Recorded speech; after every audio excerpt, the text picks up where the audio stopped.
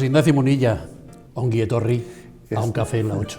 Muchísimas gracias. O sea, algo más, ¿eh? Sí, ya, bueno, ya es bastante. Bueno, eskerrik asko elkarrizketa hau onartzeagatik. Gracias por aceptar Muchas esta gracias entrevista. por aceptar esta entrevista. Eskerrik asko deitzeagatik. Muchas gracias por haberme llamado. Si le parece, seguimos en castellano. Perfecto, Yo creo perfecto. que, de todas formas, qué importante es aprender estas cosas también de los padres, ¿no? Sí. La fe, la lengua, las costumbres, tantísimas cosas. Sí, somos hijos de una herencia, y yo voy a decir que soy hijo de castellano y de vasca. O sea, mi apellido Munilla tiene sus raíces en La Rioja, donde hay un pueblo llamado Munilla, y mi madre pues es vasca, nacida muy cerca de la cuna de San Ignacio de Loyola. En mí se mezcla esas raíces vascas y castellanas, y creo que eso ha sido una gran riqueza, por supuesto. Yo no sé si es verdad, me lo han contado y usted me confirmará, ¿debajo de su anillo episcopal están las alianzas de sus padres? Bueno, a ver, no es eso exactamente así, sino ese fue un gesto de nuestro querido Papa Francisco, que estando ordenando al obispo auxiliar de Roma, en el momento en el que se hacía el rito de imposición de anillo, el Papa tiene esos gestos de espontaneidad, en el momento en que iba a introducir el anillo, entonces el Santo Padre dijo en el micrófono: recuerde usted que debajo de ese anillo están las alianzas de sus padres, ¿no? Entonces, bueno, yo lo he comentado como algo simbólico, me impactó aquella expresión del Santo Padre, porque obviamente el ministerio de un obispo tiene muchísimo que ver, ¿no?, con los padres que le han dado a luz, con los padres que le han educado, que le han pues encauzado en la fe cristiana, ¿no? Sí, debajo de este anillo están las alianzas de mis padres. La familia, que a estas alturas, Monseñor Munilla, que a estas alturas del siglo XXI tengamos que estar defendiendo la familia. Sí, sí. A veces al final es lo básico lo que se pone en cuestión.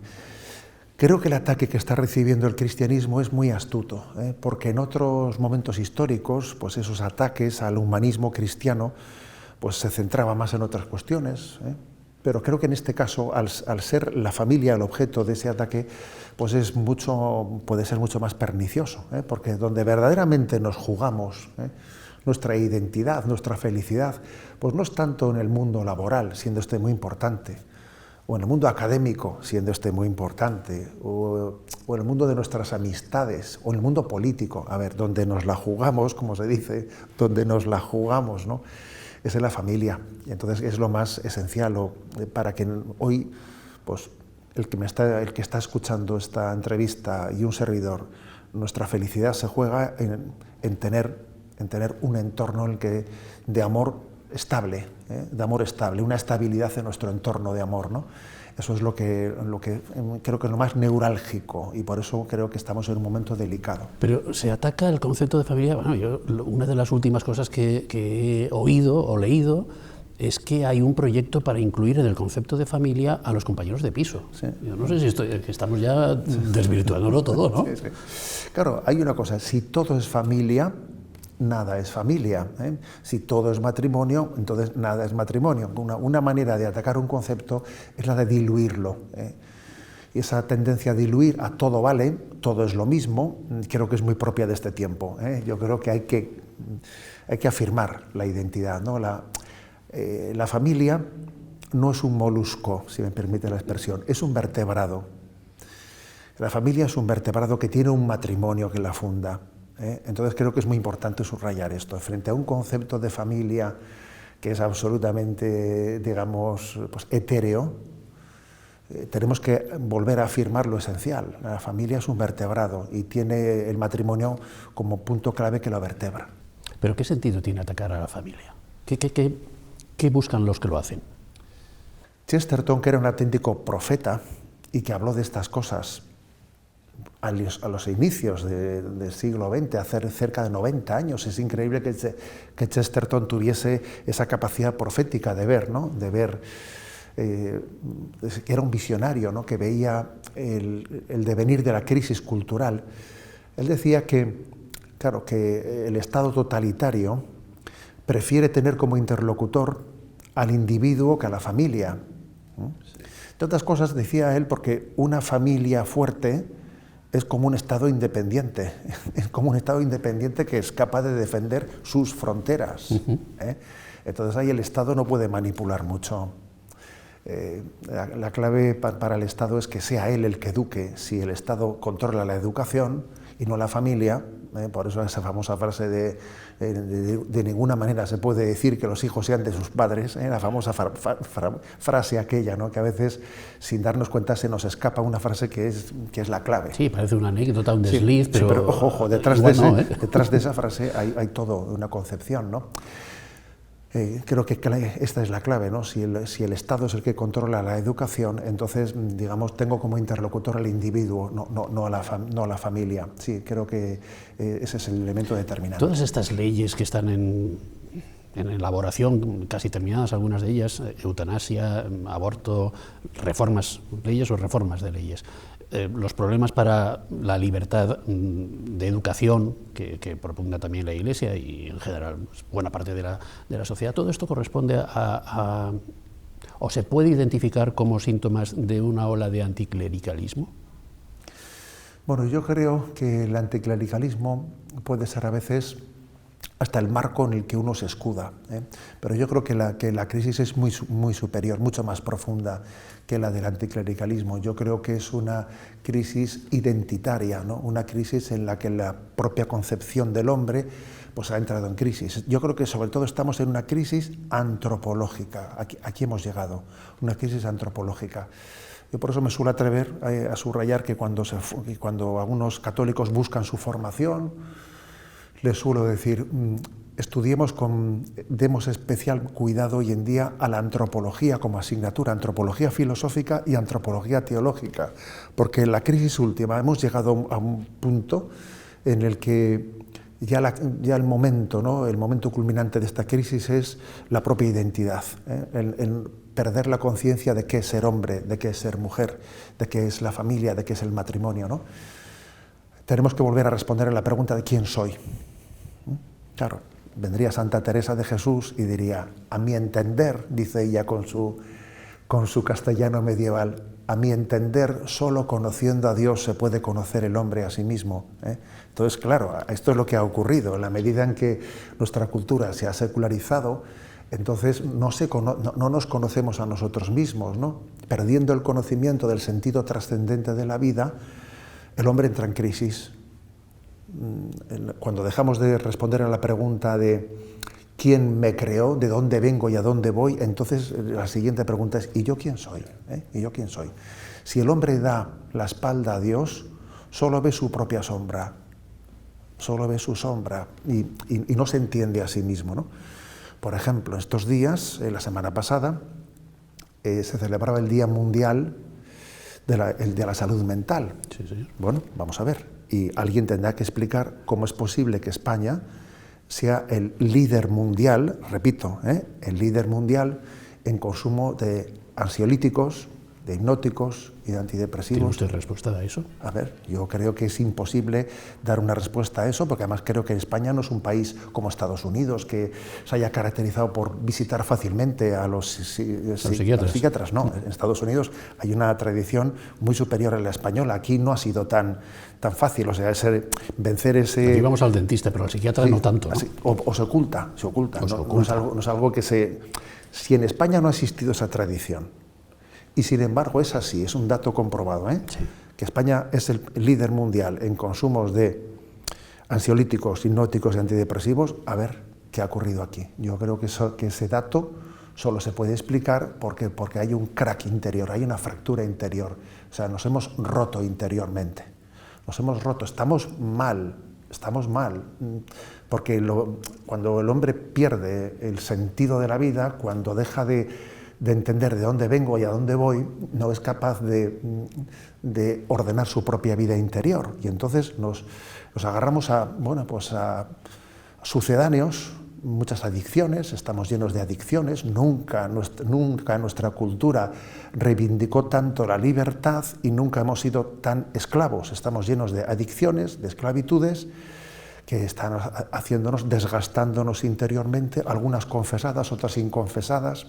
que nos están haciendo mucho daño interior. Y ahí dejo yo ese dato.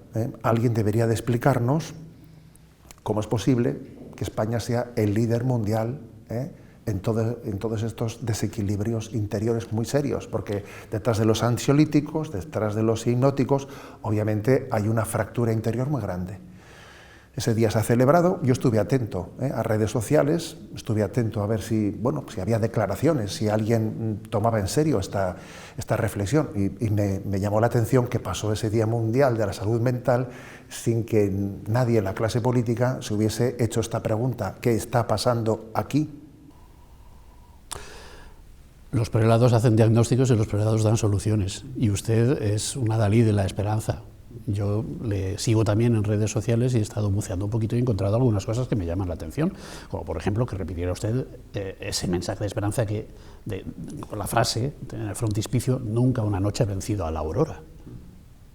Claro, la esperanza cristiana es muy clara. No todos en este momento histórico en el que nos encontramos lo vemos con esa facilidad, y es bueno que usted lo diga. A ver, yo creo que es compatible el tener un diagnóstico duro de la realidad, que alguno diría que es pesimista. No, yo sí que hago un diagnóstico de la realidad duro, duro. Creo que lo contrario sería estar ciego ante lo que está ocurriendo aquí. Pero al mismo tiempo tengo una firme esperanza, porque creo que esta historia, en definitiva, está en manos de Dios, y aunque nosotros a veces nos empeñemos mucho pues en sacarla de su camino, sin embargo, yo creo en esa capacidad de Dios de reconducir la historia, incluso partiendo de los errores del ser humano. Muchas veces me acuerdo de ese famoso aparatito que tenemos en el coche, ¿no? Ese GPS, que también lo he utilizado, pues viniendo yo, ¿no? Pues a esta entrevista, y cuando uno va en el coche y de repente se pierde por las calles, ¿no? Ahí te sale una vocecita diciendo recalculando. Sí. Y te vuelves a perder y te dice recalculando. Yo tengo esperanza, porque sé que Dios tiene esa capacidad de recalcular la historia, estemos donde estemos, nos hayamos perdido como nos hayamos perdido. O sea, es Él el Señor de la historia, y por mucho en que nosotros pues estemos dándole la espalda, Él siempre en nuestra conciencia habrá una voz que nos diga recalculando. Don José Ignacio, ¿sigue usted dando charlas sobre el Padre Nuestro? Bueno, estoy en ello, sí, ya llevo 2. Hemos tomado la decisión en la diócesis de hacer un itinerario, este curso pastoral 2022-2023, explicando en profundidad el Padre Nuestro. Porque tenemos que reconocer que lo recibimos de pequeños, que lo hemos repetido muchas veces en la vida, pero si alguien nos preguntase: oye, ¿qué significa santificado sea tu nombre? ¿Y qué significa venga a nosotros tu reino? Tendríamos dificultades, ¿no? Y uno descubre que en la historia de la Iglesia hay una riqueza inmensa en la explicación del Padre Nuestro. Perlas, joyas de Santa Teresa de Jesús, de San Cipriano. Y entonces hemos hecho el trabajo de vamos a desmenuzar el Padre Nuestro, ¿no? Entonces un servidor toma el compromiso de ir dando 8 charlas a lo largo del curso, cada una en un lugar de la diócesis. La primera en Orihuela, la segunda en tal. Bueno, pues primero, Padre Nuestro que estás en el cielo. Segunda, pues pedir santificado sea tu nombre. Y estarán a vuestra disposición en el canal de YouTube de la diócesis y en el mío personal. Y vamos a intentar que en las parroquias haya también, después de cada charla, pues todo un proceso de hablámoslo, vamos a hablarlo, vamos a hacernos preguntas, vamos a entender mejor esta oración e intentar a partir de ahora, ¿no? Pues recurrir a ella de una forma más profunda que lo que hemos hecho. No tan mecánica, ¿no? Como lo que normalmente solemos hacer. A mí, consultado a un amigo, le digo: mira, le voy a preguntar al obispo Munilla por esto del Padre Nuestro. Me dice: pues pregúntale por lo de venga a nosotros tu reino, porque el reino de Dios no está dentro de nosotros. ¿Cómo que tiene que venir? ¿Cómo es eso? Sí. Se dice en la liturgia, Jesús vino históricamente y ya llegó. Vendrá al final de los tiempos, pero también está llegando en el día a día. Las 3 cosas son verdad. O sea, vino, vendrá al final de los tiempos, pero en el día a día está aconteciendo, está llegando, ¿no?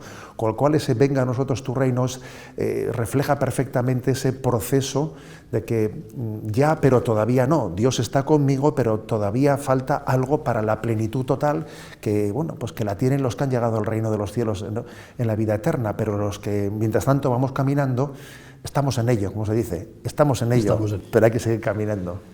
Don José Ignacio, mujeres en su vida ha habido muy importantes, su madre, su hermana, y féminas, hay otras dos por las que le quiero preguntar, que no sé si tendrá usted noticia de ellas después de su llegada a la diócesis de Orihuela-Alicante, que fue en febrero, Chispa y Bartola.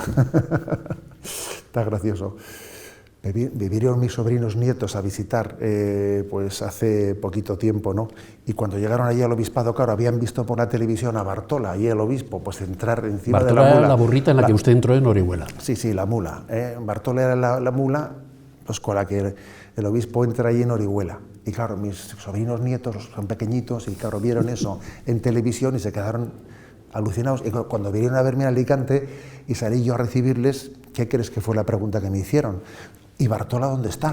Porque ellos esperaban que Bartola estuviese en la puerta del obispado allí para que cuando el obispo por la mañana se levantase, cogiese la mula y se diese una vuelta, ¿no?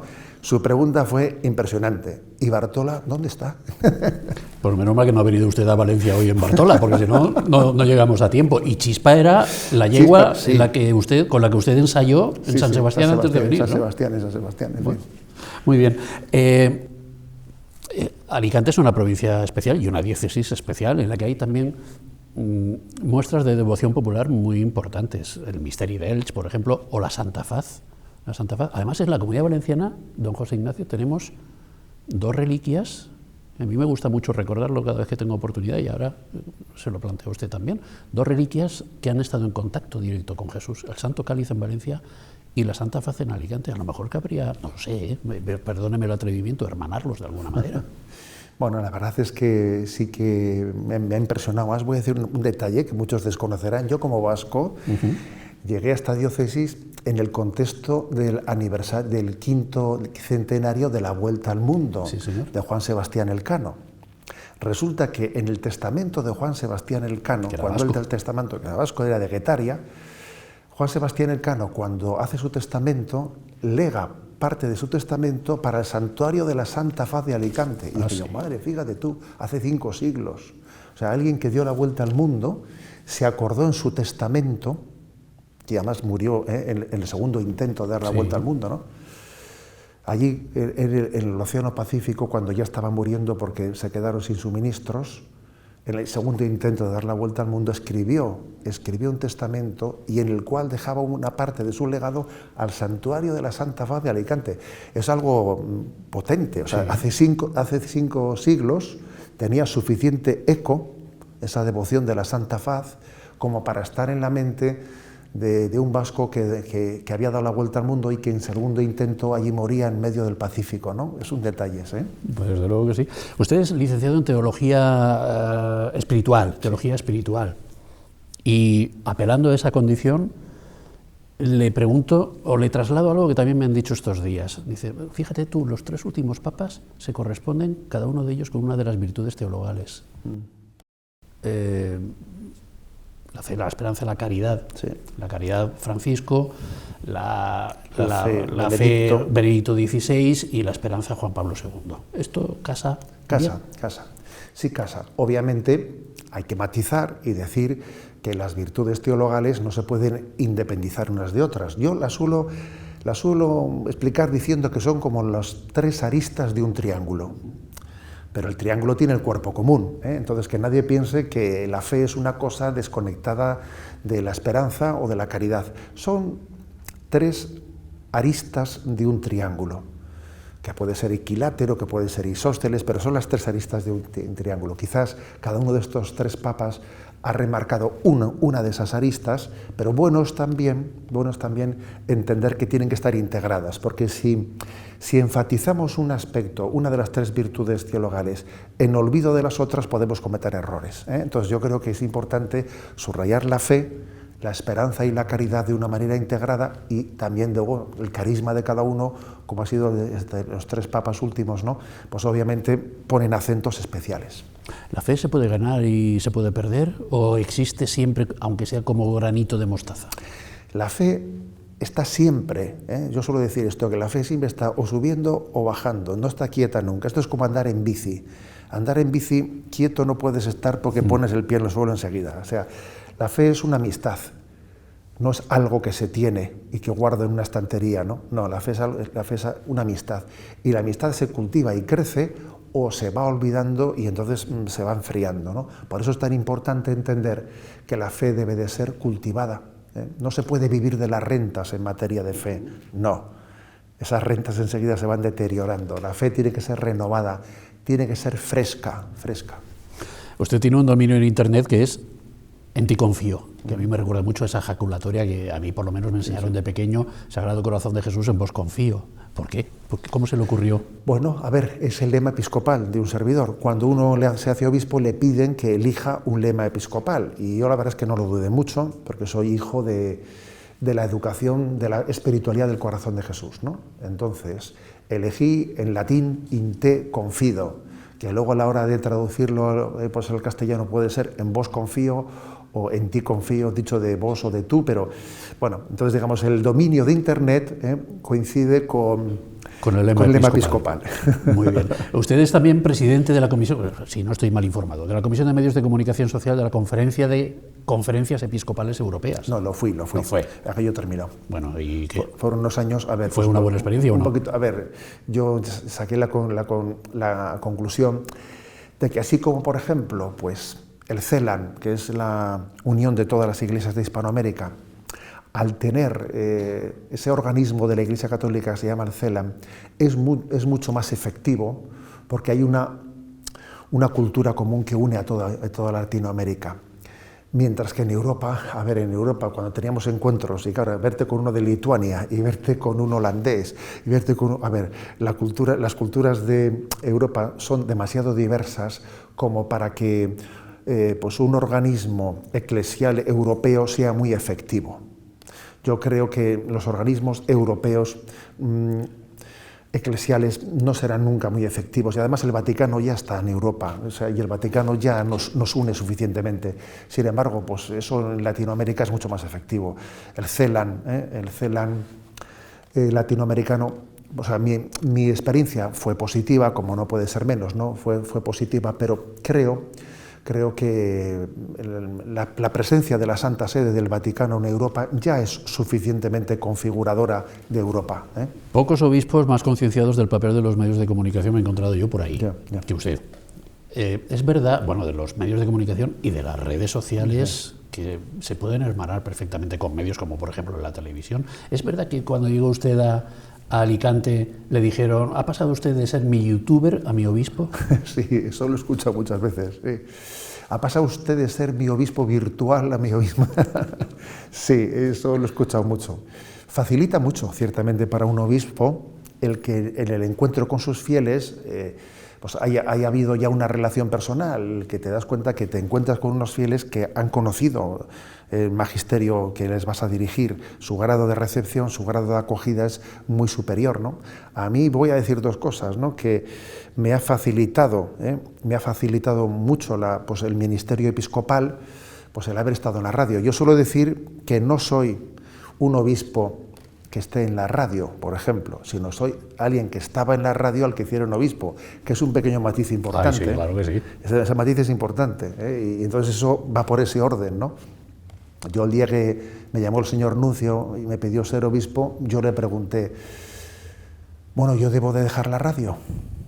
Y entonces él me dijo, bueno, usted explica el catecismo en la radio, ¿no? Un obispo tiene que explicar la fe, usted siga adelante, ¿eh? Entonces, bueno, esa frase suya a mí para mí fue clave, pero yo digo, insisto, yo no soy un obispo que esté en la radio, que esté en las redes, sino alguien que estaba allí al que le pidieron ser obispo. Entonces he procurado compaginar e integrar, ¿no? Integrar pues, el ministerio episcopal en esas posibilidades comunicativas. Pero usted es más que todo eso, usted es además un reportero, porque va por la calle, ve una pintada en Alicante que pone odio vivir, y con eso hace usted un tuit y explica y analiza esa frase. Es que estábamos comiendo ahí en uno de los arciprestazgos y me dice el párroco, mire usted qué pintada han hecho aquí en la parroquia. Y ahí había una pintada, ¿no? Odio vivir. Y dice, madre mía, ¿cómo estará la persona que ha escrito esto? Hay que hacer una pintada en la que diga odio vivir, ¿no? Por eso decimos que estamos mal, ¿no? Entonces saqué una foto y dijo un sacerdote, me parece que vamos a ver en las redes esa foto. Digo, que bien le conocía. Ya nos conocía, pues sí. Pues sí, yo creo que también en la vida en la vida hay acontecimientos que necesitan una lectura, una lectura. Vemos muchas cosas que merecen la pena, ¿no? Una reflexión. Yo mandé esa foto, ¿no? Entiendo que quien hizo esa pintada tiene mucho riesgo de un suicidio, obviamente, ¿no? No tiene ganas de Antes vivir. hablábamos de la salud mental. Claro, quien ha hecho esa pintada es un candidato. Y entonces mandé esa frase diciendo, a ver, lo importante en esta vida no es tanto cuando alguien está en crisis, lo más importante no es tener ganas de vivir, sino encontrar razones y motivos para vivir. Entonces igual a una persona que está en esa situación hay que decirle, mira, hay personas que te quieren, si tú te quitases de en medio en esta vida darías un disgusto inmenso a las personas que te quieren. Hay razones para vivir, Dios te ha dado la vida, por encima de las nubes que tienes ahora mismo está el sol, ¿eh? O sea, hay que buscar razones y motivos. Hay gente que se quiere muy poco y hay otra que se quiere demasiado, porque también le he visto a usted en el Twitter la expresión Dios existe, relájate, pero no eres tú. Sí, porque yo creo que a veces, paradójicamente, la presunción y la desesperación se dan la mano, ¿eh?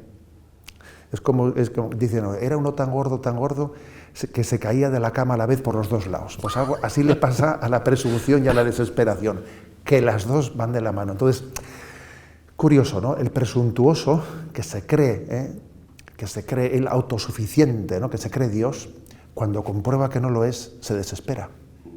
O sea, no hay tanta distancia entre la presunción y la desesperación, ¿eh? Por eso es tan importante educar en la esperanza. Desde luego que sí. Estamos llegando al final de la entrevista. Bueno, una reflexión sobre estos primeros meses de estancia en la diócesis, al frente de la diócesis. Pues ya va, la cosa va para adelante, porque desde el 12 de octubre ya han pasado bastantes meses. Es una diócesis compleja, decíamos antes. Es una diócesis muy amplia, muy grande, muy viva, muy intensa, ¿eh? La agenda del obispo es muy intensa, ¿eh? A ver, yo también suelo decir que yo en San Sebastián también tenía una agenda muy intensa, pero allí la agenda te la llenabas tú, ¿eh? Pero aquí, antes de que te muevas, ¿no? Pues, y las distancias eran más cortas también en Guipúzcoa. Sí, ¿no? eran más cortas. Hay que decir que la vida es tan intensa que un obispo no puede llegar a todo. Muchas veces el primero que llega a la agenda, el primero que ha reservado es el que gana. Claro, ahí el primero que llega a la agenda ha ganado, ¿eh? Ha ganado.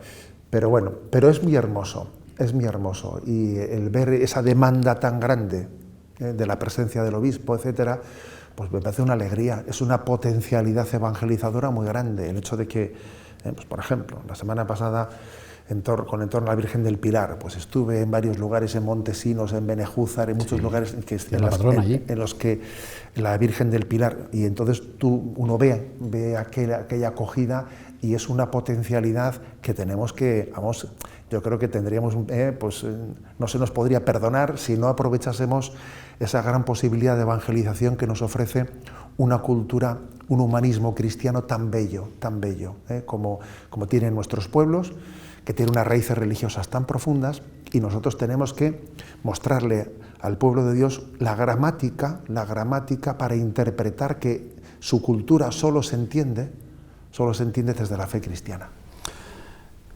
Muchos de mis programas los termino diciendo quede usted con Dios. Creo que en esta ocasión es más apropiado que nunca. Don José Ignacio, ha sido un placer tenerle con nosotros. Le agradezco mucho este rato de conversación entre dos baby boomers que somos y le agradezco de verdad que haya hecho el esfuerzo por venir hoy a la sede del Arzobispado de Valencia, que es donde estamos grabando esta entrevista para emitirla a toda la comunidad valenciana. Un placer, muchísimas gracias, y a ver si dentro de algunos meses nos podemos tomar otro café. Encantadísimo. Gracias.